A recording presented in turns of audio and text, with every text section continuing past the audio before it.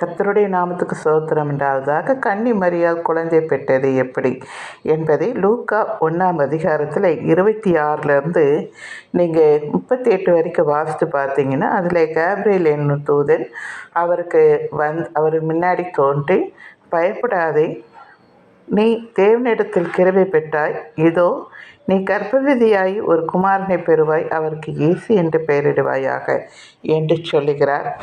அது மட்டும் இல்லை, அவர் பெரியவனாக இருப்பார், உன்னதமானவருடைய குமாரன் எனப்படுவார்.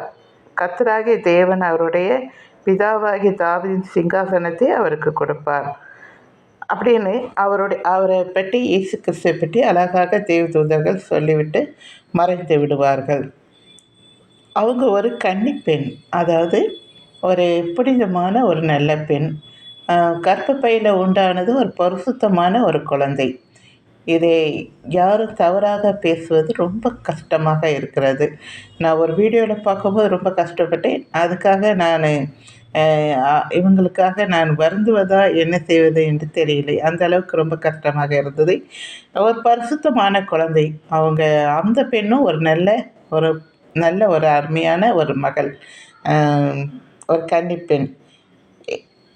இது எதற்காக நான் சொல்லுகிறேன் என்றால், வானத்தையும் பூமியும் படைத்த வார்த்தையால் எல்லாவற்றையும் படைத்தார். அப்படிப்பட்ட தேவன் ஒரு வயிற்றில் குழந்தையை உருவாக்க முடியாதா? தேவனால் முடியாத காரியம் ஒன்றும் இல்லை. அவரால் எல்லாம் முடியும். நாமளே நினச்சி பாருங்கள், நாம் யார்? ஒரு சாதாரண களிமண்.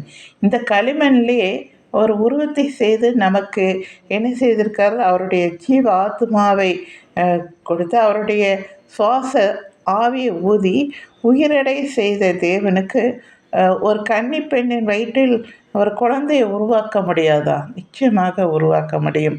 அதை நீங்கள் புரிந்து கொள்ள வேண்டும் என்பதற்காகவே இந்த வீடியோ போட்டேன். தேவனுடைய பரிசுத்தமானவரை நீங்கள் தவறாக பேசுவது ரொம்ப தப்பு. அதுவும் எனக்கு பைபிளை நீங்கள் வாசிக்காதனால நீங்கள் இப்படி பேசுகிறீங்க. உங்களுக்கு அவரை பற்றி புரிஞ்சுக்கணுன்னு பைபிள் வாசிங்க, சரிங்களா? தேங்க்யூ.